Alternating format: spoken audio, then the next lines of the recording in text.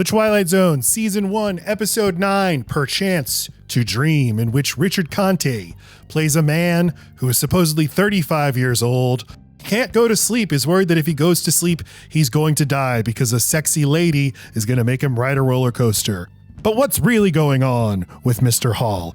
Is this really a story about a man repressing his homosexuality in a time at which that was less socially acceptable? Or is this just a story about a man afraid of having a wet dream? We answer those questions definitively, and many more, on this episode of The Signpost Up Ahead.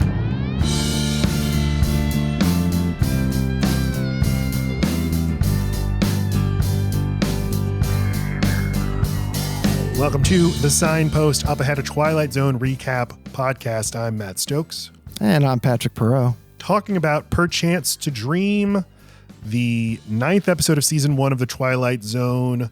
This was directed by Robert Florey, written by Charles Beaumont, aired originally November 26, 1959. I don't think I had ever seen this episode before. Patrick, what about you? I'm sure I have seen it. I don't really remember much. When I read the plot of it, it sounded really familiar, but nothing really rang a bell when I was watching it. Yeah, I mean, I think that I like this episode. I think the most notable thing about it is that I think it's by far the most like visually interesting episode they've done so far. You know, they often so far in the episodes we've covered will hire movie directors who will either go on to be, you know, relatively big movie directors, or they will sort of find washed up or just sort of no longer busy working in movies directors. And that's the case here with Robert Florey. He directed his best known movie is Murders in the Rue Morgue, which is a Universal horror movie from the early 30s. And I have seen that movie, and I went ahead and watched it again after watching this episode. And that movie was very influenced by German Expressionism. And you can totally tell that it's the same person who directed that movie as directed this episode, which is very interesting because The Twilight Zone is not a very visual show, but this is the one where they're trying the most like weird visual stuff because a lot of the episode is in a dream sequence. I thought it was very German Impressionism like. Expressionism, yeah. Whatever.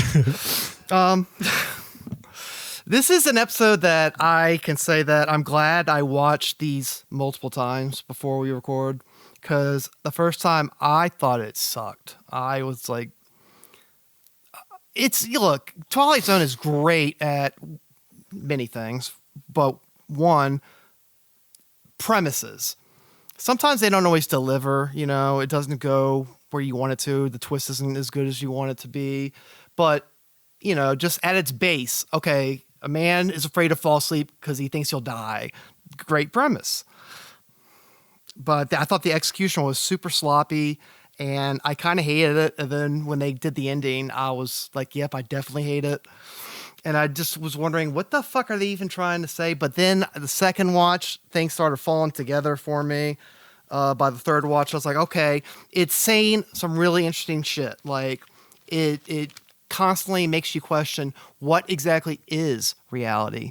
Mm-hmm. You know, is being awake reality? If you're in a simulation, you know, like the Matrix, isn't that, you know, reality? You know, it's you know, a question people have been asking, you know, for as long as people have been able to ask big questions.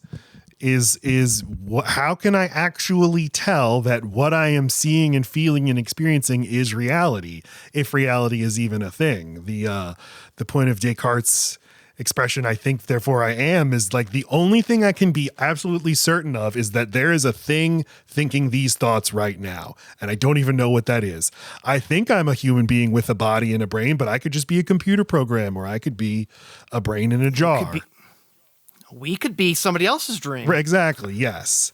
So that's definitely one thing the episode is playing with. And I'm sure that in 1959, people's fucking minds were blown, as always, by exploring these ideas of like, oh, what? You're telling me I could be living in a dream right now? Ah. So, you know, what's interesting is that you say, how can I be somebody else's dream? You know, I've been alive for 37 years. I have all these memories for decades, you know, but having a memory doesn't mean you actually lived it. You know, right. You could have woke up today and the dreamer gave you these memories No, so exactly. It feels more authentic. Yeah, from 1 second to the next, your memories could be entirely replaced and you would have no idea. That's why there's nothing in the universe I can be certain of other than something is thinking these thoughts right now.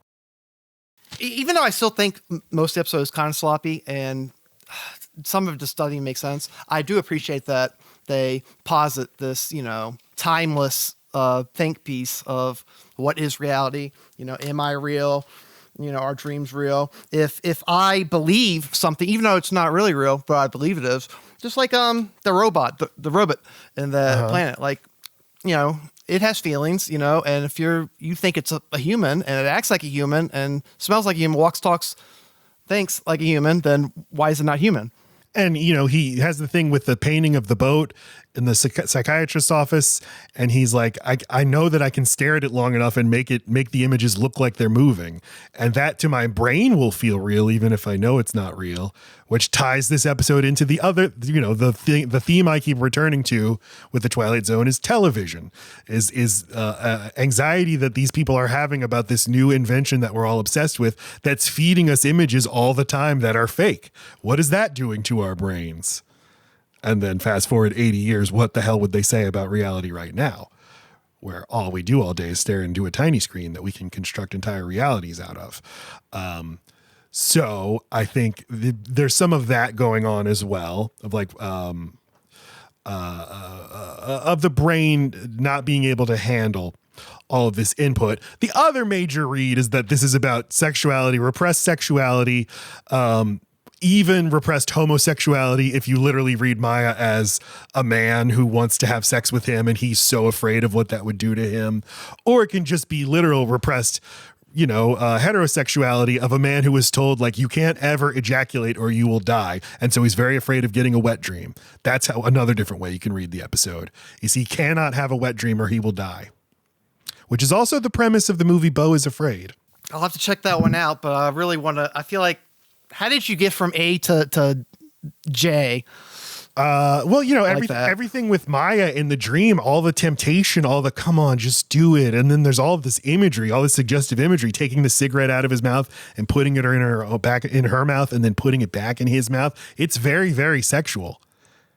And she's like, she's really hot. She's got these big old knockers that she's got out for him. And she's just like, come on, Mr. Hall, come on and ride the roller coaster with me. You want to come into the spook house with me. You want to, but then you get into the spook house and it's filled with monsters. So that's, his brain working through what'll happen if I actually have sex with somebody. Oh no, all these horrible things will happen that my mother filled me with. I can't believe it, but I think you actually made a really good case. And I think there's a very good chance that exactly that was intended. And you can't say it outright, you can't acknowledge that he's, it's repressed homosexuality because it's 1961 and it's just not suitable for TV.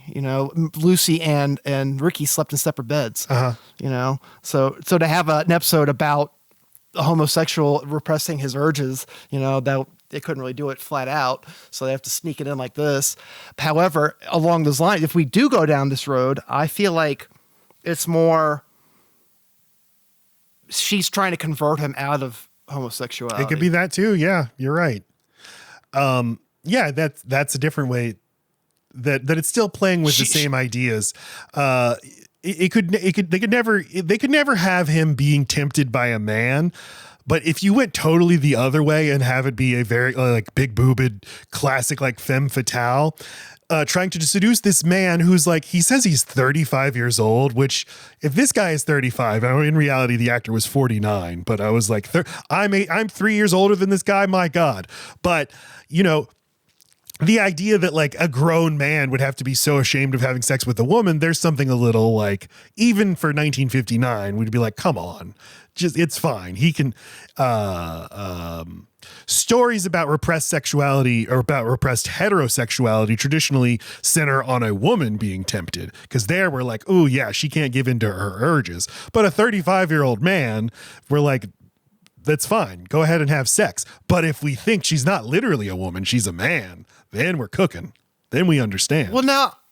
I think she literally is. I think she like, if we're going to, go along this. We're doing it. homosexual. Okay, so which is perfectly valid, and I'm not saying let's not do it, but if we're going to do it, I feel like then she would be society or maybe his parents, and like he's gay, and he knows he's gay. Yeah, but everybody wants him to be straight, and so she's tempting him, and maybe he's kind of like into it a little bit, but he likes being gay, and he doesn't want to. Yeah, he knows that this is what he actually wants. He knows he wants to ride the roller coaster. Wait, the roller coaster is heterosexuality. The roller coaster is giving in to your desires, whatever they may be. Well, but she wants him to ride the roller coaster, and I feel like she represents society and heterosexuality. Ah, well, okay. Then Now that doesn't track for me because it is about him ultimately doing what he wants to do. So if he wants to have sex with men, then that has to represent having sex with men. If it wants to be him having sex with women. He does, but he has to pay the price for it. Okay. Wait, no, because he does ride the... Damn. And then, keeping with the gay thing, he had a heart murmur or whatever when he was 14. No, his parents caught him like kissing another boy. And they're like, if you ever do that again, God will strike you down. Will strike your very heart down. And he's like, oh no, oh gee whiz, never want to do that again. So he just lived with that his whole life. Okay, so she represents heterosexuality, and the roller coaster is him giving into society and what everybody else wants him to be. But if he does that, then he's dead on the inside. You're right. Yes. Yes. He's killing his true self. That's beautiful. Yes. Boom. This is Edward Hall, played by Richard Conte, the great Richard Conte. If you've seen The Godfather, he is Don Barzini in The Godfather. And I had just watched The Godfather. I was like, that's the guy from The Godfather. Hey, is it just me or is like Godfather 3 actually pretty good? Godfather 3 is good. Godfather 3 is a lot of fun. Thank you. And it's very weird, and I'm very grateful it exists. Yes, it took a very different turn, but a good one. It's a good reason to make a sequel. Is like let's watch these actors who have lived with these characters a long time, see kind of unexpected choices they may make.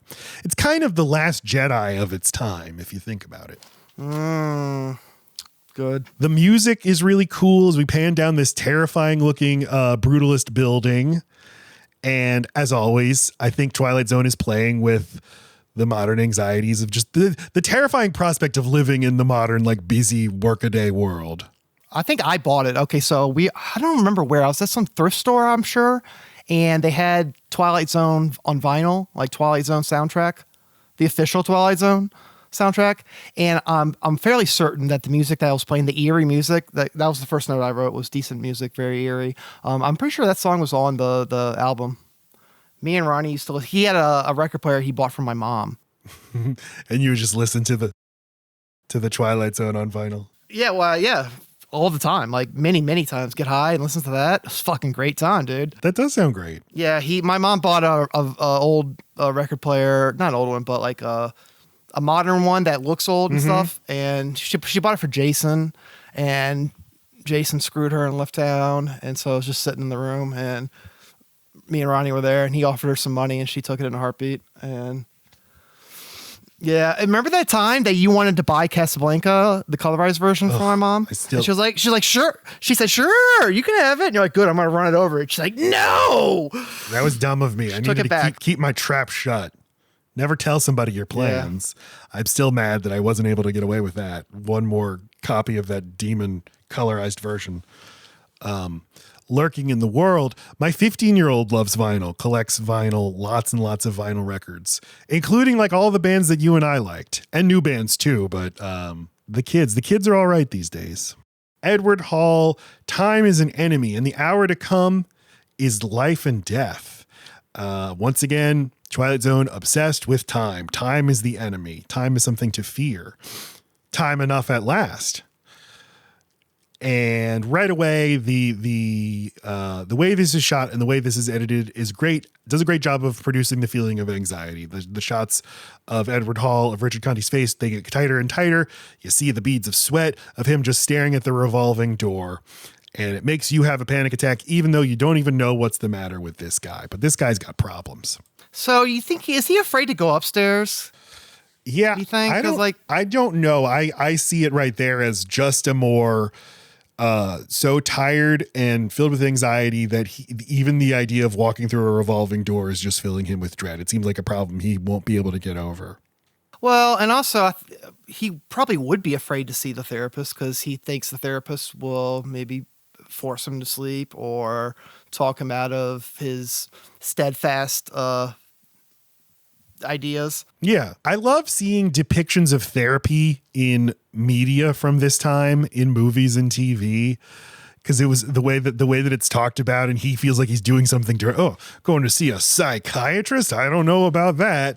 And then he even the stereotype at the time was a psychiatrist is going to be a Sigmund Freud. He's going to speak with a German accent and have a beard. What? You don't speak like that and have a beard? That's so strange. So he goes to see Dr. Elliot Rathmann, a psychiatrist. As soon as he gets there, he lays down and falls asleep for a second. And then jumps up, and then the episode takes place. What do you think the audience are they supposed? Is that just foreshadowing for the end, or is it? Are we supposed to kind of question if this is reality as it's going on, as the episode is playing out? Are we supposed to question if this is reality since he just fell asleep? Sorry, he falls asleep, and what we reveal at the end is that he died very shortly after. So the thing where he went outside and saw the receptionist and then realized you're the woman from my dream, that is part of his dream? I believe so. That's why I said, that's one of the reasons I said it was sloppy. Like, I didn't quite get it, we're doing the big reveal, but the last couple of minutes just kind of were. Yeah, I don't know. It's one of those things where you can't tell if it's sloppy or if it is sloppy by design, because it's all about the brain taking all these inputs and recreating stories out of them. And so he saw this woman on his way into the office and then not only incorporated her into his dream world, but then incorporated her into his fake waking world. I don't mind good bits of ambiguity. That's not a problem with me. So yeah, if you say, well, maybe it was design sloppy, I guess you're kind of saying more ambiguous than sloppy. But it's right. When you tell a story like this, you can always just defend anything that seems like a flaw is like, ooh, but it's supposed to be. Yeah, I just don't quite, I don't know. And then, how did he even end up out the window? He just jumped out the window? He never jumps out the window. How'd he get out the window? He just opens the window. He asks, can I open this window? At the very end, though, because he ends up on the street, right? No, he never ends up on the street. Oh, the therapist is like, oh, he fell asleep and now he's dead? Yeah, that's right. Okay, yeah. Okay, so that's real. The end is real, and that's the woman. So the secretary is definitely real. Yeah. That's not part. Okay, and then, so why does she look exactly like the woman in his dream? Because he just saw her and maybe then she doesn't have a face. Maybe he thinks he's had this dream before, but he hasn't. It's the same thing with deja vu, where the explanation is, it's not that I literally experienced this already. It's that my brain is now artificially recreating memories of me having already experienced this. So it's artificially recreating memories of a dream that she was in. So, I mean, he explains his dilemma here to the doctor, basically. I'm the tiredest man in the world. I've been awake for 87 hours. I can't go to sleep because if I do, I'll never wake up. And then dun, dun, dun, and then act break. That's the dilemma. I can't go to sleep. But so far, I don't know, maybe 10 minutes into the episode, it seems like a pretty normal episode of The Twilight Zone, at least visually. Then we go into him remembering his dreams for the majority of the rest of the episode. And that's when it gets kind of trippy and expressionistic. Yeah, it kind of feels like a Stephen Lynch movie. David Lynch. Yeah. If Stephen Lynch made a movie, it would be a lot worse. Oh, hi, I'm Stephen Lynch. Just here making a movie. It kind of does, because I mean, whenever something feels dreamlike, that David Lynch is the first person you think of. He's the one who makes movies that feel like dreams. And it's an interesting look into how people thought and talked about ideas like these kinds of ideas at the time. What is like a, think of somebody like your grandfather going to talk to a psychiatrist in 1959. What would that be like? What kind of language would they use?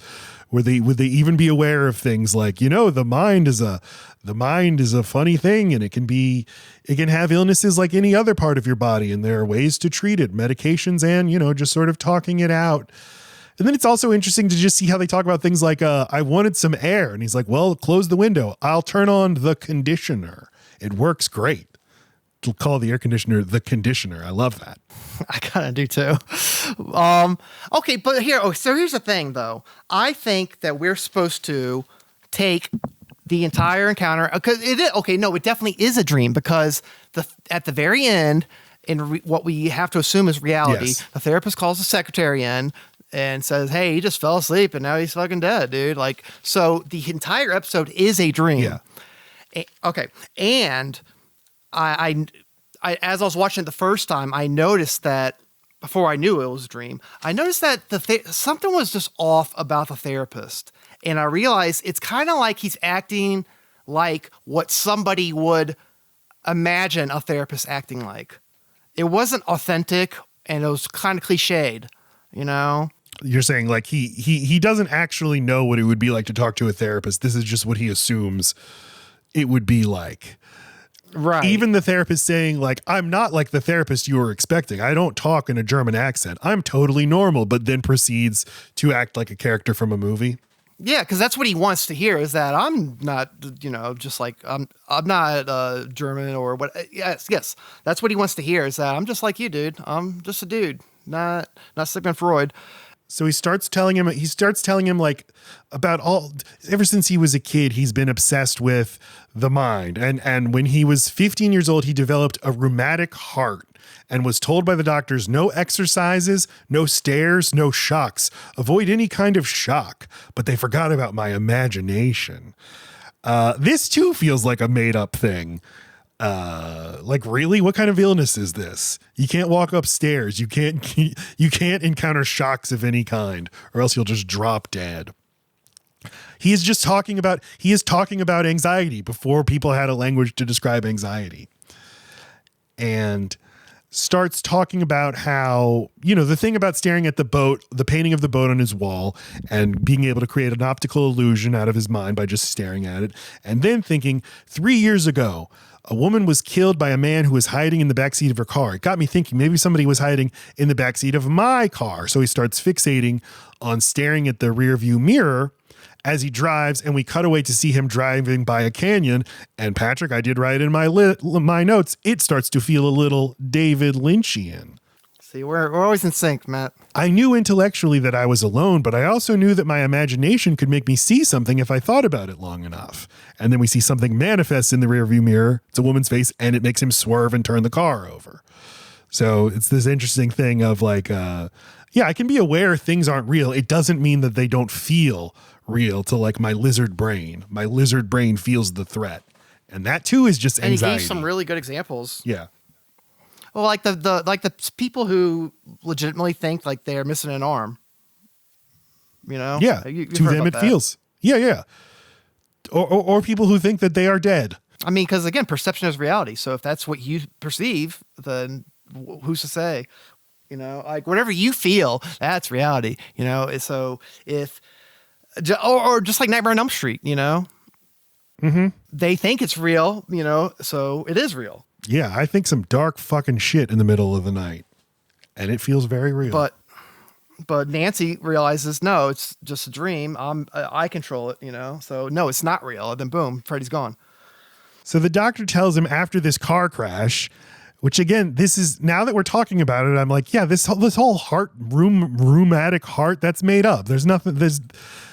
Sorry, even walking upstairs will kill you, but he gets in a violent car accident and that doesn't kill him. But they're like, hey, but if you do it again, you're definitely going to die.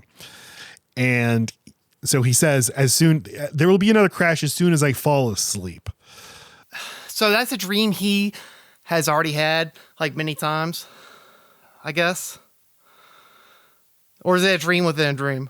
No, I have no idea. I took it to be he is explaining a real memory he had of a time where he was driving late at night and was losing grasp of reality such that a woman actually manifested in his car that he knows wasn't real, but in the moment it caused him to get into a car accident. But you can also read this as none of these things are things that actually happened. Well, okay, so at first I thought it really did happen, but it had like the smudge on the side of the lens. Yeah, the blurry edges, kind of thing.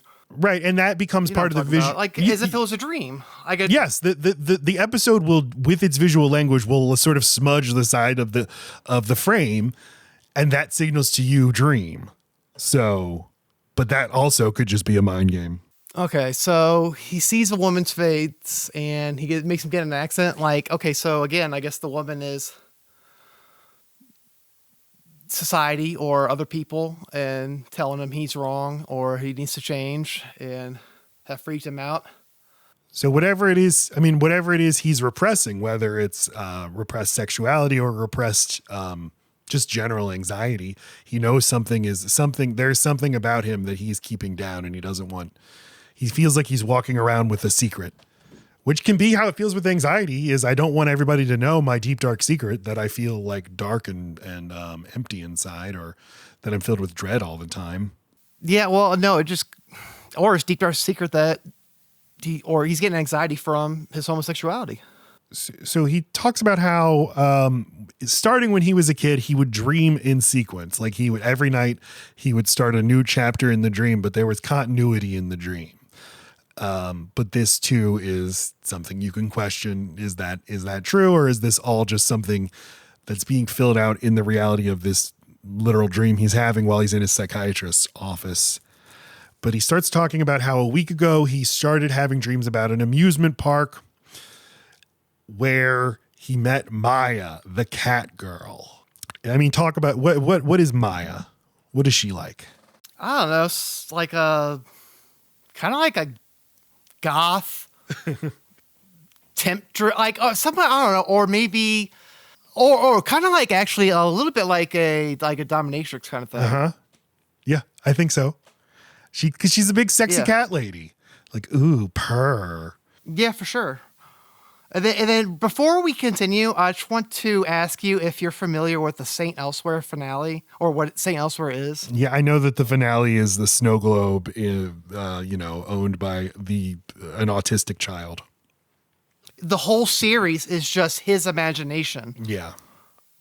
So all these characters that think they're real, they're really just part of his imagination. So the brain is so powerful that maybe he couldn't really do those things as a kid, or maybe he could, but even if he couldn't, he believed he could. So it's the same thing as him being able to. Right. Well, if he just believes he did. In simulation theory, the idea that the entire universe is simulated, people are like, but how? No computer could ever have that much processing power. Think of everything you'd have to render. And then quantum physicists are like, oh yeah, well, that's consistent with quantum physics, because if you get to the subatomic level, there are particles that don't have a charge until they're observed. So it's like a computer that only renders something when it's looked at, It's like Grand Theft Auto, it only renders what's right in actually close up to see. Yes. Yeah. Yeah. That's just the universe. But then of course there's something incredibly self-absorbed about that, of the only thing that actually exists in the universe is me. And when I'm not talking to somebody, they don't even exist. But that is how some people live their lives, and it's certainly what it's like when you're in a dream. You're the main character of the dream, and sexy cat dominatrix lady just exists to tempt you, and then when you run away from her, she laughs at you. But for some reason he was still drawn into her because she's a crazy sexy cat dominatrix. Well, because he wants her approval. Yeah. When she laughs at him, it hurts, and that's why he comes back. That's what draws him back, is being laughed at, because he wants the approval of his mom or society. He goes back to her and she says, "You don't find me nice to look at?" And he says, "Maybe too nice. Maybe you're too sexually appealing to me, and I'm very afraid. I'm very afraid of these feelings I'm having toward you." Oh, see, this goes back to your original idea of that he hasn't acknowledged his homosexuality, and that's what she represents. And so he's afraid to be gay. He's afraid to admit what he really is, because of the impacts with his society and loved ones and whatnot, blah, blah, blah. And so, yeah, she's like, oh, don't you find me attractive? And he says, yeah, too nice or whatever. Mm-hmm. Yeah, just like you said, like, yeah, because he wants to fuck her, but it's wrong, I was looking up the meaning of Maya. Why is she named Maya?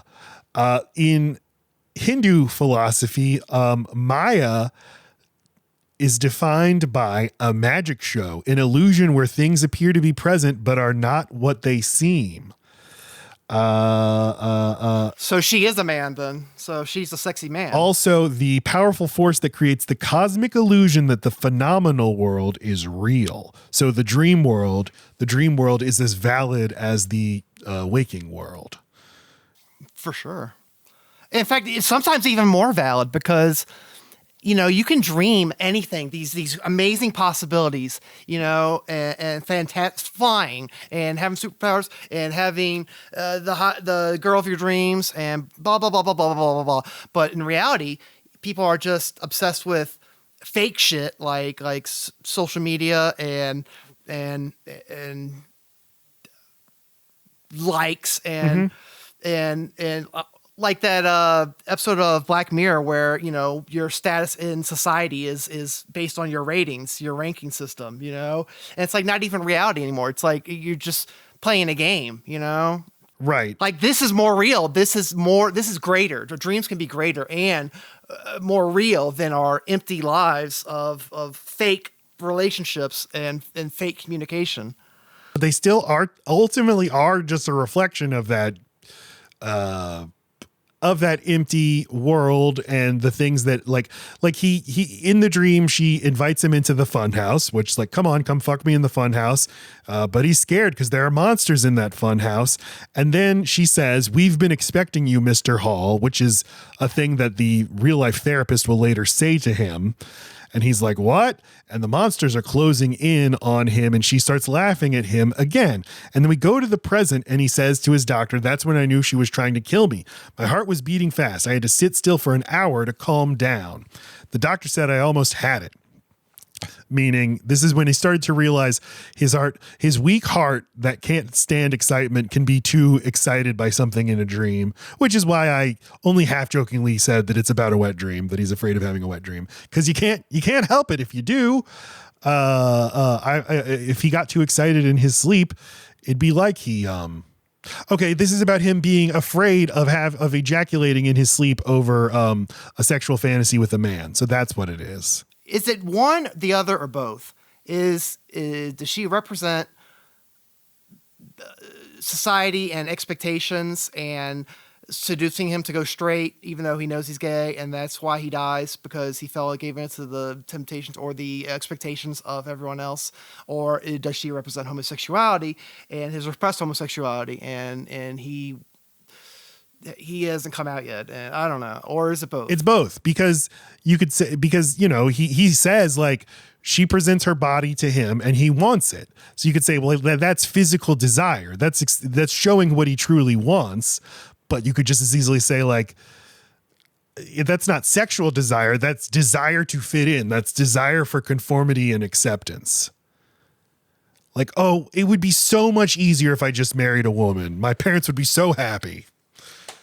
So it doesn't matter if she's a man or a woman. Like 1961 or 60, whatever, she has to be a woman. But today, could have been a woman or a man, and it wouldn't have really made a difference. Well, there's no actual answer to this. It's we're just trying to make our reads and try to support our conclusions with stuff we see in the episode. Well, assuming we're right, even though there's no right. It could be either one. Yeah, man or woman. Yeah, it would make as much sense. Okay. Yeah, I agree. I think so. I mean, I didn't even think about that until we started talking. That it could just as easily be the temptation to destroy what you know is your true and authentic self. Which is certainly a thing for gay people, for trans people, for people before they come out as gay or trans or any variation of queer, is the fear of like, what if I never have the courage to live my authentic life? What if I'm always going to live in fear? because I don't want to displease anybody. In the dream, he tells her, I can't handle all this excitement. I have a heart condition. But she's like, but you're asleep. Nothing can hurt you in your dream. So let's just get on the roller coaster. And they get on the roller coaster, and the roller coaster stuff looks cool as hell.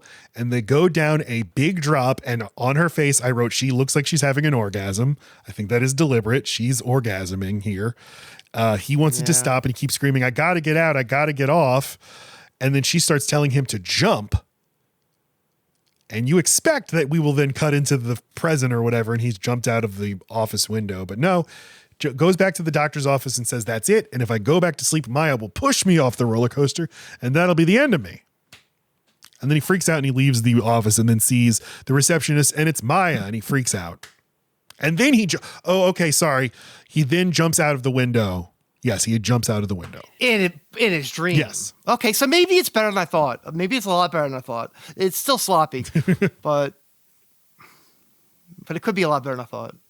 And that's basically it. I mean, then presumably the final minute is the real world. The doctor calls in his assistant, like, check out my patient. I think he's dead. Look, she's like, oh yes, he is dead. Oh, tip pip cheerio. He's only been here a few seconds. What? Because dream time is different from waking time. Christopher Nolan made a whole movie about that, Inception, and he has to have seen this episode. I mean, when you're exploring dreams, there are all these ideas you're going to be working with. And the whole point of Inception is the idea that you are Leonardo DiCaprio in that movie. You will never actually know if you're living in the real world or not. Even if you have your top that stops spinning, that doesn't actually tell you anything. Which is super cool. Yeah. I just watched it again like a few weeks ago. Really? It was pretty good. Me too. Yeah.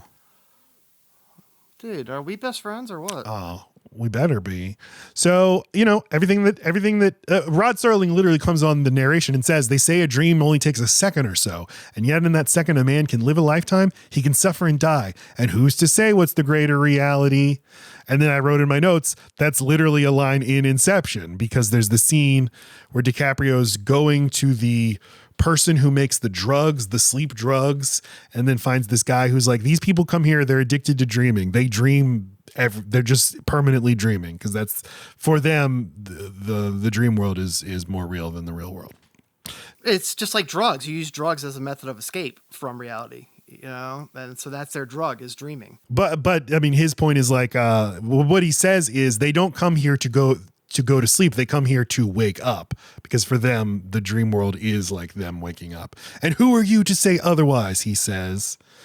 And then does Rod Serling says the Edgar Allan Poe line is all that we see or seem but a dream within a dream. Why does he dream that though? Okay, so he goes from the carnival dream, and he's describing the carnival dream in What's a Dream in the doctor's office. And then why did he run out of the room in the first place again? Because he got really worked up talking about how he will die. He's going to die either way, he's concluded, because either he will go to sleep and she will push him off the roller coaster. Okay, so when he fell asleep, he was trying to dream of getting help. He was trying to dream of actually talking to a therapist and it going somewhere. But then the other dream weaseled its way into this dream. And so he gets all worked up and sees the receptionist, and it's the woman from that dream. And so he jumps out the window to escape her. Or jumps out because he also says, but I know I'm also going to die if I don't go to sleep, because my heart's not going to be able to take me not sleeping anymore. The body can't live with me staying awake for the rest of my life. It's not an option. And so you think he knew he was going to die? Yeah. Instead of giving into the temptress, he said, fuck. Or it doesn't even have to be a conscious thing. It is just, this is just the only reaction, fight or flight. My body is now in total flight mode, and I will just jump out of the window. Okay, I'd rather be conscious. I think it's better when it's a conscious decision that, he can't take it anymore. I like the idea of his dreams infecting other dreams, which is also a thing that happens in Inception. And I think that is a thing that happens in dreams. I'm dreaming all the time I'm dreaming about NFL football, and then suddenly, my kid is now the star of not the team, but something else, and dreams are combining. No, that is actually really okay. So yeah, the dreams interweaving with each other. That's really cool. For the last time, definitely sloppy, but we had to. There's actually a lot going on that's interesting, but we had to do a lot of the work for them. But I think that's fun. I had so much fun talking about this.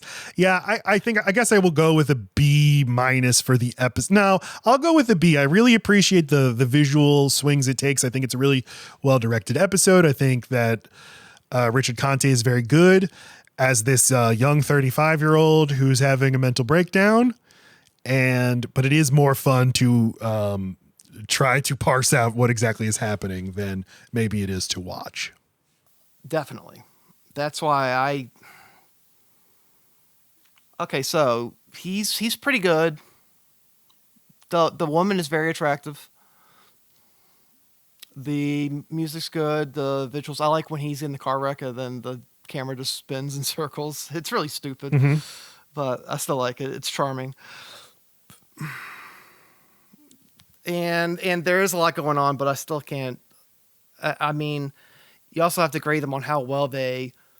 I feel like somebody had a really good idea, and like this sounds like one of my short stories, but the first draft, like I feel like it was all rushed, and it could have been so much better if they tried harder or had more time or something like that. Yes, it feels like a first draft short story, not the one after I sent it to a bunch of people and they gave me feedback. So yeah, I can only give it a C+. I see what you mean, but it's like it's not a short story. It's an episode of television where the main thing you're doing is seeing images, and I think the images are so compelling that that's what bumps it up for me. If Christopher Nolan had done it, it would have been probably would have been better, but maybe a little better. I don't know. I'm so excited for The Odyssey. I can't wait to see that movie this summer. I don't know what that is. He's adapting The Odyssey. He's making a giant budget 3-hour version of The Odyssey. That's gonna feel long. It's gonna feel long. It's gonna feel like you were away from your home for 20 years because all of his movies are about a man who can't get home to his family. So he's just returning to the original thing that was written 8,000 years ago about a man who can't return home to his family. Do you know what the next episode is? Oh, okay, yeah. Again, I pretty much every synopsis, is intriguing and makes me want to watch it. And this is no exception. Judgment Night. In 1942, a German wonders why he's on the deck of a British steamship with no memory of how he got there and an overwhelming sense of impending doom. So German wakes up, a Nazi wakes up as a British officer. Oh, so he is a British officer. I'm assuming so. Because he can't wake up as a Nazi hiding from all these British officers on there. They'd notice.